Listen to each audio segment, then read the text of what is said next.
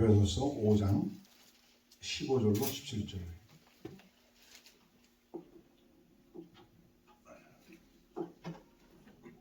잠깐 다시 한번 기도하겠습니다.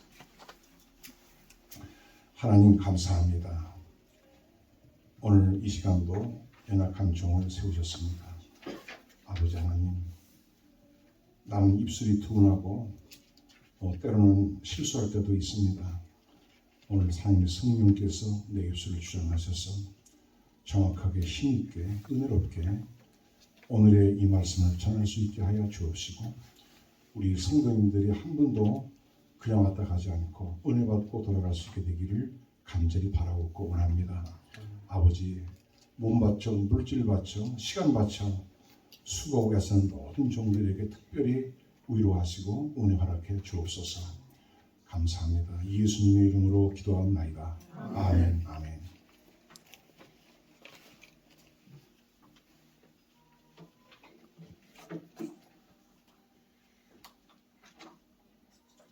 오늘이 벌써 금년도 5월 하순에 접어들었습니다. 5월은 참 좋은 계절이어서 흔히 계절의 여왕이라 이렇게 불리우기도 합니다. 특히 이곳 남부 버지니아의 계절들은 참 아름답습니다. 그런데 좋은 세월은 아쉽게도 너무 빨리 지나갑니다. 이 속절없이 흘러가는 세월 따라서 우리 인생도 흘러가고 있습니다. 우리가 금년 2023년도가 아직 절반 이상 남아있는 이 시점에서 세월에 대해서 잘 생각하고 또 우리가 은혜 받으면 좋을 줄 압니다. 전도서 12장 1절에 너는 청년의 때 곧 곤고한 날이 이르기 전 나는 아무 낙이 없다고 할 해가 가깝기 전에 너희 창조자를 기억하라, 이렇게 말씀합니다. 오늘 여기 계신 여러분 대부분은 젊은 날에 하나님을 알게 된 것이 큰 축복입니다. 내가 아직 기억력이 있고 정신이 맑을 때 또 하나님을 아는 것이 복입니다. 이 세상에는 세 가지 돌아오지 않는 것이 있어요. 첫째는 내 활시위를 떠난 화살은 다시 내게로 돌아오지 않습니다. 둘째는 내 입에서 한번 나간 말은 다시 내게로 돌아오지 않습니다. 셋째는 한 번 지나간 시간은 다시 내게로 돌아오지 않습니다. 이러므로 우리는 지혜롭게 잘 살아야 되겠어요. 솔로몬은 잠언 8장 1절에서 지혜가 부르지 아니하느냐, 명철이 소리를 높이지 아니하냐, 이렇게 말씀하고 있습니다.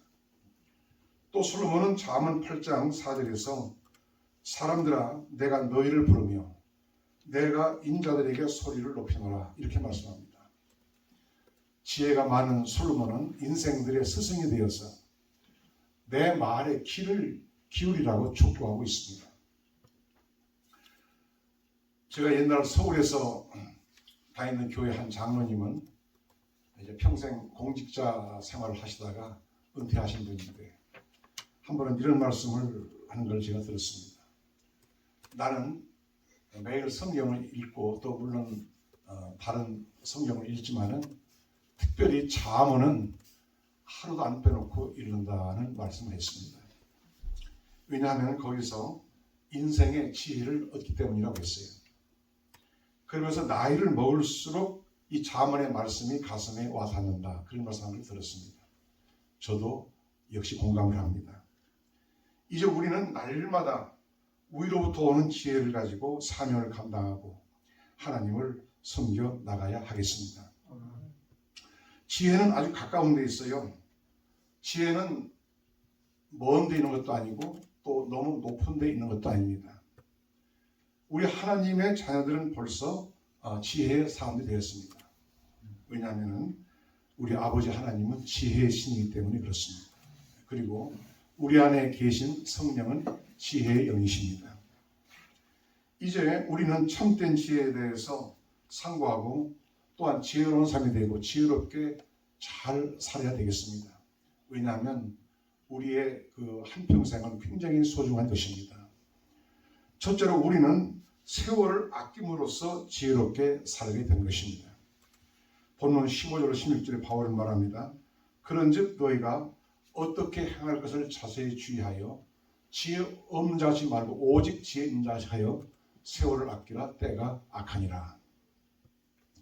바울은 우선 우리에게 주어진 시간이 매우 짧다는 것을 강조하고 있습니다. 그래서 시간을 아껴야 돼요. 인생은 짧은데 얼마나 짧을까요? 다윗은 시편 39편 5절에서 주께서 나를 손 넓이만큼 되게 하시네 이렇게 말씀했습니다. 아주 짧다는 표현입니다. 모세는 시편 90편 2절 3절에서 말합니다. 주께서 사람을 티끌로 돌아가게 하시고 너희 인생들은 돌아가라 하셨사오니 주의 목전에는 천년이 지나간 어제 같으며 밤의 한 경정 같을 뿐입니다. 이렇게 말하고 있습니다. 모세의 말은 비록 천년을 산다 할지라도 그것도 잠깐이라는 것입니다. 이 땅에서 사명감을 크게 느끼고 주님을 위해서 살려고 하는 사람일수록 주어진 시간이 너무 짧다는 것을 절감하고 빨리 가는 시간을 한탄하는 것입니다. 이렇게 주어진 시간은 짧은데 그나마 그 시간은 어떠할까요? 한마디로 시간이 너무 빠르게 지나갑니다. 욥기 26장 26절에 보면은 그 지나가는 것이 빠른 배 같고 움킬 것에 내리는 독수리 같구나 이렇게 말씀합니다. 지금은 배에다가 엔진을 달아가지고 엄청 빠르게 갑니다. 그러나 옛날 돛단배도요 사실 굉장히 빨라요. 느린 것 같지만 조금 후에 보면 벌써 저만치 가서 한 점으로 변해 있습니다. 또 공중에 높이 떠 있는 독수리가 땅 위에 있는 먹이를 발견하고는 그 먹이를 움키기 위해서 땅으로 내리꽂힐 때 얼마나 빠른지 비싼 것 같습니다. 도무지 피할 수가 없어요. 이처럼 시간은 느린 것 같지만 굉장히 빠르습니다. 우리가 느끼지 못하고 있을 것뿐이에요. 전에 이러한 시조가 있었습니다. 늘른 길 가시로 막고 오는 백발 막대로 치려 했더니 백발이 재는 줄 알고 지름길로 왔더라.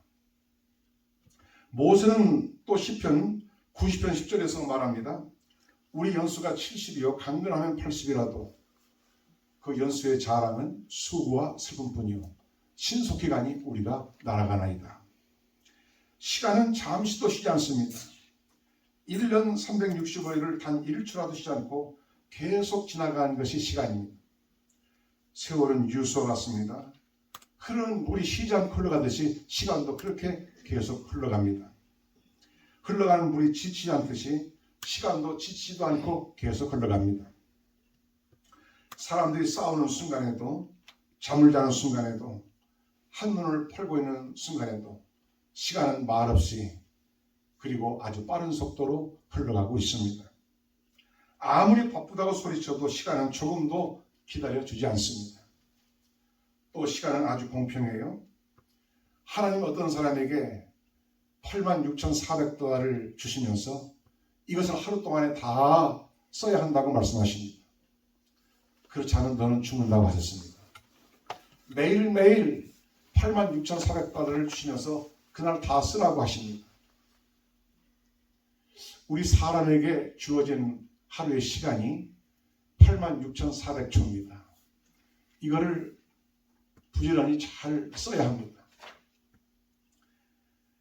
이것은 모든 사람에게 동등하게 주어졌어요. 노동자에게도 왕에게도 사업가에게도 의인에게도 악인에게도 모두 똑같이 주었습니다. 시간에 있어서 하나님은 아주 공평하고 동등하십니다. 다만 이것을 어떻게 사용하느냐 하는 것은 각 사람에게 달려 있습니다. 또 시간은 돌아오지 않아요. 잠시 전에도 말씀한 바와 같습니다. 돈은 예금이 가능하지만 시간은 저축할 수가 없습니다. 돈은 잃었다가 다시 찾을 수 있지만 시간은 다시는 되찾을 수가 없습니다. 시간의 손실은 회복이 불가능한 것입니다. 전자게임 보면 아주 실감납니다. 정해진 시간 안에 빨리빨리 그리고 아주 효과적으로 움직여야 돼요. 어물어물하다가는 시간 다 가고 상황 끝 이렇게 됩니다. 그리고 시간은 순간순간 기회가 포함되어 있기 때문에 소중한 것입니다. 시간이 지날 때마다 중요한 기회도 지나가고 있습니다. 선을 행할 수 있는 기회, 사랑할 수 있는 기회, 성공할 수 있는 기회, 칭찬받을 수 있는 기회, 점수를 딸 수 있는 기회, 이런 모든 기회가 다 지나갑니다. 그리고 그때 그 순간은 다시는 내게 돌아오지 않습니다. 그래서 시간은 순간순간 심판의 성격을 띠고 있어요. 하나님은 시간과 함께 심판하십니다. 선악간에. 전도서 11장 9절에 내 마음이 원하는 바와 길과 내 눈이 보는 대로 쫓아 행하라. 그러나 하나님이 이 모든 일을 인하여 너를 심판하실 줄 알라. 이렇게 말씀하십니다. 더 나아가서 시간은 예측할 수 없기에 매우 중요합니다.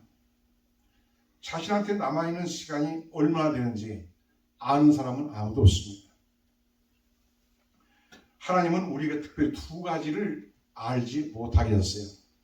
하나는 우리 예수님이 언제 다시 오실지 그것을 알지 못하게 하셨습니다. 만약 하나님께서 그 말씀을 하셨다면, 정확하게 언제 메시아 오신다고 말씀하셨다면 이 세상은 큰 혼란에 빠지게 될 것입니다. 그런데 하나님은 그 말씀 하시지 않았어요. 그래서 악을 행하는 자들은 그대로 살고 또 의를 행하는 자들은 그대로 살다가 그대로 주님 앞에 설 수밖에 없게끔 그렇게 하신 것입니다. 요한계시록 22장 11절 13절에 말씀했어요. 불의를 하는 자는 그대로 불의를 하고 더러운 자는 그대로 더럽고 의로운 자는 그대로 의를 행하고 거룩한 자는 그대로 거룩되게 하라. 보라 내가 속히 오리니 내가 줄 상이 내게 있어 각 사람에게 일한 대로 갚아주리라. 나는 알파와 오메가요 처음과 나중이요 시작과 끝이라. 다시 오실 우리 주님이 증언하신 말씀입니다. 주님이 언제 오실지 몰라요. 그러나 반드시 오십니다. 또 하나는 나의 시간이 얼마나 되는지 알지 못하게 하셨습니다. 어떤 사람에게 내가 예수를 믿으시오 이렇게 말하면 대답하기를 지금은 돈을 벌고 나중에 늙고 나이가 많아지면 그때 가서 내가 예수도 믿고 또 교회도 오겠습니다 이렇게 말합니다. 안 믿는다 이런 말은 안 해요. 차차 하겠다 그거지. 그런데 마귀가 제일 잘 사용하는 말이, 써먹는 말이 차차입니다. 차차. 차차 하다가 끝납니다. 여러분, 하나님은 인간들로부터 만홀히 여김을 받는 분이 아니세요. 야고보서 4장 14절에 내일 일을 너희가 알지 못한도다 이렇게 말씀합니다. 내일 일은 오직 하나님만이 아세요. 아무도 내게 남아있는 시간이 얼마인지 몰라요. 내가 생각하고 있는 시간과 실제로 남아있는 시간은 일치하지 않습니다. 그래서 세월을 아끼는 사람이 지혜로운 사람이라고 성경은 말씀하고 있습니다. 바로 그런 이유로 우리는 매일매일 근신하면서 하나님을 경외하면서 지나야 하는 것입니다. 모세는 시편 90편 12절에서 우리에게 우리날 계수함을 가르치사 지혜의 마음을 얻게 하소서 이렇게 말하고 있습니다. 이 말씀은 이 땅에서 나의 남은 날이 많지 않음을 깨닫는 것이 곧 지혜라 그런 말입니다. 우리는 언제나 하나님의 말씀이 가장 확실한 것을 믿습니다. 참으로 우리 모두 세월을 아끼고 세월을 가장 소중히 여길 줄 아는, 그래서 아주 지혜롭고 복된 성도들로 살아가는 여러분 되어지기를 축원합니다. 둘째로 시대를 분별할 줄 아는 것이 곧 성도의 지혜입니다. 솔로몬은 전도서 11장 4절에 풍세를 살펴보는 자는 파종하지 않을 것이요 구름을 바라보는 자는 거두지 아니하리라 이렇게 말씀했습니다. 예수님께서는 마태복음 16장 2절 3절에서 말씀하셨어요. 너희가 저녁에 하늘이 붉으면 날이 좋겠다 하고 아침에 하늘이 붉고 흐리면 오늘은 날이 굽겠다 하나니 너희가 천기는 분별할 줄 알면서 시대의 표적은 분별할 수 없느냐 이렇게 말씀하십니다. 시대를 알지 못하고 살아가는 인생들에 대한 우리 주님의 탄식입니다. 때를 아는 것은 매우 중요합니다. 그래야 거기에 합당하게 내가 행동을 할 수가 있기 때문입니다. 지금은 어느 때입니까? 본문 15절에 때가 악하니라 그랬어요. 악한 시대라고 했습니다. 우리는 벌써 그런 시대를 지금 살아가고 있습니다. 예수님은 세상 끝에 오셨어요. 제 말이 아니라 성경 말씀입니다. 세상 끝에 오셨습니다. 그리고 지금은 그 끝에서도 아주 끝자락에 와 있습니다. 여기 악하다고 하는 말은 기회가 없어졌다, 힘들어졌다 그런 말입니다. 지금은 악을 행하기는 쉬워도 선을 행하기는 심히 어렵습니다. 지금은 밤이 아주 깊어진 때예요. 전에 오랫동안 뉴욕에 살던 어떤 분이 말씀을 하시는데 60년 전에는 뉴욕에서 다 집에 문을 열어놓고 살았답니다. 그래도 아무 일이 없었대요. 또 그때는 모든 비즈니스가 다 주일날 문을 닫고 사람들이 교회를 갔답니다. 그러나 지금은 이제 그것은 꿈같은 얘기입니다. 로마서 13장 11절에 또한 너희가 이 시기를 알거니와 자다가 깰 때가 벌써 되었으니 이는 이제 우리의 구원이 처음 믿을 때보다 가까웠습니다. 12절로 가면은 밤이 깊고 낮이 가까웠습니다. 그러므로 우리가 어둠에 이르고 빛의 갑옷을 입자 이렇게 말씀하고 있습니다. 밤이 깊었다고 했어요. 영적인 밤이 깊고 죄악의 밤이 아주 깊어졌습니다. 밤 가운데서 동이 트고 새날이 밝아오기 직전이 가장 춥고 어둡습니다. 주님이 다시 오시기 직전인 지금이 바로 그런 때인 줄 우리는 알아야 합니다. 지금은 영적으로 매우 어둡고 희미해졌어요. 세계 도시들은 밤마다 불을 밝히고 사람들을 죄악과 방탕으로 유혹합니다. 그러나 교회의 불빛은 꺼져 있습니다. 기도의 불빛은 꺼져가고 있습니다. 전에 그렇게 기도를 열심히 하고 기도 가운데 많은 은혜 체험이 있던 분들도 오늘날에 와서 보세요. 기도 안 합니다. 기도가 언제적 기도인지 몰라요. 다 메말라 있고 캄캄해졌습니다. 그리고 다시 기도하니까 기도 안 돼요. 힘이 안 생겨요. 예수님께서는 인자가 다시 올 때 세상에서 믿음을 보겠느냐 말씀하셨습니다. 오늘 이 말씀을 우리에게 주시는 말씀을 우리가 받아야 합니다. 우리는 이 시기를 알고 잠에서 깨어나게 됐어요. 요한계시록 16장 15절에 보라 내가 도둑같이 오리니 누구든지 깨어 자기 옷을 지켜 벌거벗고 다니지 아니하며 자기의 부끄러움을 보이지 아니한 자가 복이 있도다 이렇게 말씀하십니다. 참으로 지혜로운 사람들은 이 시대를 보면서 오히려 깨어 일어납니다. 주님은 속히 오신다고 했는데 지금이 바로 그런 때인 줄 알아야 되겠습니다. 시간에는 세 종류가 있어요. 하나는 달력상의 시간이 있습니다. 해가 뜨고 해가 짐으로 결정되는 시간입니다.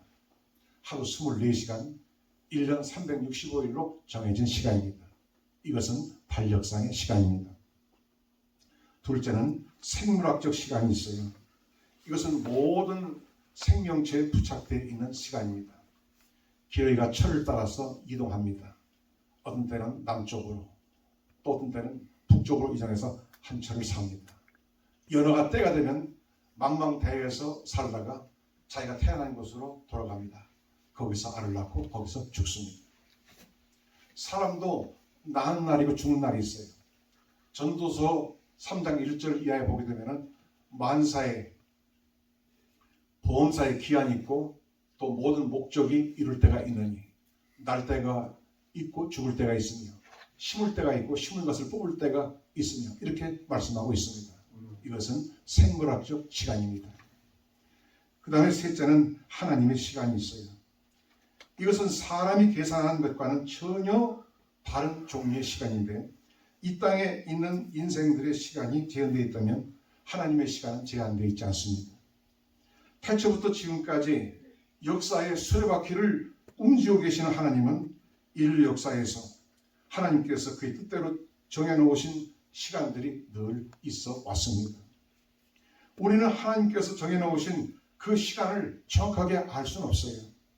그러나 영적으로 늘 깨어있으면 어느 정도 그 때를 짐작하면서 살 수는 있습니다. 달력상의 시간을 알고 그 시간표에 따라 살려고 하는 사람들이 꽤 있습니다. 이것은 지혜로운 삶이라고 할 수가 있습니다. 또 생물학적 시간을 생각하고 그 시간에 맞춰 합당하게 살려고 하는 사람들은 보다 더 거룩하고 그리고 지혜로운 사람이라고 할 수가 있겠습니다. 그러나 하나님의 시간을 생각하고 그 거룩한 시간표에 맞춰서 살려고 하는 사람이 있다면 이는 위대한 사람이고 가장 지혜로운 사람이라고 할 것입니다. 우리 예수님께서 이 땅에 오셔서 사실 때 예수님은 가장 철저하게 하나님의 시간표, 성부 하나님의 시간표에 맞춰서 살려고 하신 것을 우리가 볼 수가 있습니다. 예수님께서는 나가야 될 때 나가시고 들어가야 할 때 들어오시고 또 하나님의 시간표에 맞춰서 십자가를 지시고 이렇게 사셨습니다. 지금은 아주 긴박한 때입니다. 빚이 있으면 지금 갚아야 됩니다. 안 그러면 영영 갚지 못할 수도 있습니다. 사랑해야 할 사람이 있으면 지금 바로 그 사랑을 실천해야 합니다. 나중에 사랑해야지. 그건 옳지 않습니다. 지금은 먹구름이 막 몰려오고 소나기가 곧 쏟아지려고 하는 그런 때입니다. 참으로 이 시대는 그런 때인 줄 알고 이 시대를 잘 분별해서 그렇게 깨어서 하루하루를 살아가는 지혜로운 오늘 여러분들이 되어지기를 예수의 이름으로 축복합니다. 아멘. 셋째로 하나님의 뜻을 분별할 줄 아는 사람이 지혜로운 사람이에요. 본문 에베소서 5장 11절에 보니까 오직 주의 뜻이 무엇인가 이해하라. 그래야만 어리석은 사람이 되지 않습니다. 지금은 세상을 보는 눈은 밝아졌지만 하나님의 뜻을 보는 눈은 매우 어두워졌습니다. 우리 시대는 수많은 언론 매체를 통해서 세상 돌아가는 것을 환희합니다. 휴대폰 하나만 가지면 세상 돌아가는 거 다 알아요. 남녀노소 할 것 없이. 아마 저보다 여러분들이 더 잘 아실 겁니다. 이렇게 이 세상에 대해서는 밝지만은 하나님에 대해서는 어두워졌습니다. 하나님의 뜻을 분별하는 그 눈은 매우 어두워졌습니다. 자식이 부모의 마음을 알고 종이 주인의 마음을 헤아릴 줄 아는 것이 효도이고 충성이에요. 우리는 하나님의 종이요 하나님의 심부름꾼들입니다. 시키는 이의 의도를 바로 알지 못하면 심부름을 바로 하지 못하고 엉뚱한 걸 가져오거나 또는 엉뚱한 일을 할 수가 있습니다. 그러면 하나님 뜻을 잘 분별하려면 어떻게 해야 될까요? 두 가지를 하면 됩니다. 하나는 하나님 뜻을 잘 분별하려면 하나님을 사랑해야 합니다. 사랑엔 비밀이 없어요. 하나님은 사랑하는 자에게 비밀을 알려주십니다. 누가 하나님의 사랑을 입는 사람일까요? 하나님을 사랑한 사람입니다. 물론 하나님은 우리를 사랑하십니다. 먼저 사랑하십니다. 그리고 항상 사랑하십니다. 이것은 틀림없는 사실이에요. 그러나 내가 그의 사랑을 입은 것을 안다면 나 또한 하나님을 사랑해야 합니다. 잠언 8장 17절에 나를 사랑하는 자들이 나의 사랑을 입으며 나를 간절히 찾는 자가 나를 만날 것이니라. 이렇게 말씀합니다. 다윗은 시편 31편 23절에서 너희 모든 성도들아 여호와를 사랑하라 이렇게 말씀합니다. 누구를 향해서? 세상을 향해서? 아니에요. 성도들을 향해서 여호와를 사랑하라 말씀합니다. 성도가 누굽니까? 성도는 하나님의 특별한 은혜와 사랑을 입은 하나님의 백성들입니다. 그 성도를 향해서 너희는 여호와를 사랑하라 말씀합니다. 그리고 시편 18편 1절에 나의 힘이 되신 여호와여 내가 주를 사랑하나이다 하고 다윗은 고백합니다. 다윗은 하나님의 사랑을 입었고 또 다윗 자신도 하나님을 많이 사랑했습니다. 그래서 하나님이 다윗을 더 사랑을 하셨습니다. 이것이 하나님의 은혜의 선순환이에요. 즉 있는 자에게 더 있게 하시는 것입니다. 하나님이 아브라함을 사랑하셨기 때문에 소돔성에 불심판이 있다는 사실을 미리 알려주셨어요. 우리 주님이 두 천사를 대동하시고 아브라함의 집에 직접 방문하셔서 알려주셨습니다. 그래서 아브라함으로 하여금 소돔성에 살고 있는 조카 롯을 위해서 기도하게 하셨습니다. 과연 하나님은 소돔성에 의인 10명이 없어서 불로 심판하시게 되었지만 그러나 아브라함을 생각하시고 롯에게 긍휼을 베푸셨습니다. 창세기 19장 29절에 하나님이 들의 성들을 멸하실 때 곧 롯에 거하는 성을 엎으실 때 아브라함을 생각하사 롯을 그 엎으시는 중에서 내어 보내셨더라, 이렇게 말씀하고 있습니다. 또한 홍수 심판 때에도 하나님은 당대 의롭고 하나님을 경외하고 하나님을 사랑하였던 노아에게 120년 후에 될 일을 미리 보여주시고 방주를 준비하도록 하셨습니다. 오늘도 하나님은 하나님을 사랑하는 성들에게 앞으로 될 일을 미리 알려주시고 기도하게 하시고 대비하게 하십니다. 그러므로 우리는 앞으로 될 일에 대해서 너무 걱정할 필요는 없어요. 다만 하나님을 사랑하면 또한 하나님의 사랑을 입는 성도가 될 것이요, 하나님의 뜻을 미리 보여주시고 기도하며 대비하게 하시는 줄로 믿으시길 바랍니다. 둘째로, 하나님의 뜻을 알려면 하나님과 늘 가까이 지내야 합니다. 사랑한다 하면서 멀리 떨어져 있다면 그 사랑은 식어질 것입니다. 또 사랑한다 하면서 멀리 떨어져 있으면 서로의 생각을 잘 알 수가 없을 것입니다. 우리 미국 말에 out of sight, out of mind 이런 말이 있습니다. 눈에서 멀어지면 마음에서도 멀어진다는 말입니다. 아무리 가까웠던 사람도 오랫동안 보지 않으면 멀어질 수밖에 없습니다. 일하는 소도 주인과 오랫동안 함께 했으면 주인의 의중을 헤아려야 합니다. 주인이 움직이면 무엇 때문에 움직이는지 소도 압니다. 이사야서 1장 3절에 소는 그 임자를 알고 나귀는 주인의 구유를 알거니와 이스라엘은 알지 못하고 내 백성은 깨닫지 못한도다, 이렇게 말씀하고 있습니다. 이는 자기 백성의 무지함에 대한 하나님의 탄식입니다. 소나 나귀는 짐승이지만 주인과 늘 가까이 지내니 주인을 알고 주인의 뜻을 압니다. 우리가 하나님의 뜻을 잘 알려면 늘 그분과 가까이 지내야 합니다. 영적인 사람, 신령한 사람이란 다른 게 아니에요. 매일매일 하나님과 가까이 지내는 사람이 바로 그 사람입니다. 그러면 하나님이 그 뜻을 깨닫게 하시고 대비하게 하십니다. 심지어 주님 재림도 우리는 그 날과 그 시를 정확하게 알 수 없습니다. 하지만은 늘 주님과 동행할 때 깨어서 대비하게 하세요. 데살로니가전서 5장 4절 형제들아, 너희는 어두움에 있지 아니하며 그 날이 도둑같이 너에게 임하지 못하리니, 이렇게 분명히 말씀합니다. 잠을 자는 이들에게는 도둑같이 오시지만 깨어있는 성도들에게는 그렇게 오시지 않습니다.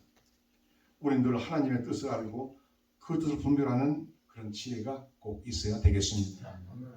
로마서 12장 2절에 말씀한 바와 같이 우리는 이 세대를 품지 말고 오직 마음을 살펴하며 변화를 받아 하나님의 선하시고 기뻐하시고 온전하신 뜻이 무엇인지 분별하며 살 수 있는 그런 지혜가 우리에게 있기를 바랍니다. 오늘 말씀했습니다. 하나님은 우리가 참 지혜롭게 되기를 원하고 지혜롭게 살기를 원하십니다. 왜? 우리가 한평생 사는 이 삶은 너무나 소중한 것이에요. 우리는 세월을 아낌으로써 지혜롭게 살 수가 있습니다. 또 시대를 분별할 줄 아는 것이 바로 우리 성도들의 지혜일 것입니다. 그리고 하나님의 뜻을 분별할 줄 아는 사람이 지혜로운 사람입니다. 데살로니가전서 5장 9절 10절에 하나님이 우리를 세우심은 노하심에 이르게 하심이 아니요 오직 우리 주 예수 그리스도 말미암아 구원을 얻게 하려 하심이냐. 예수께서 우리를 위하여 죽으사 우리를 하여금 깨든지 자든지 자기와 함께 살게 하려 하셨느니라. 오늘 성도들은 주 안에서 깨어서 지혜를 얻고 또 지혜롭게 살아가야 되겠습니다.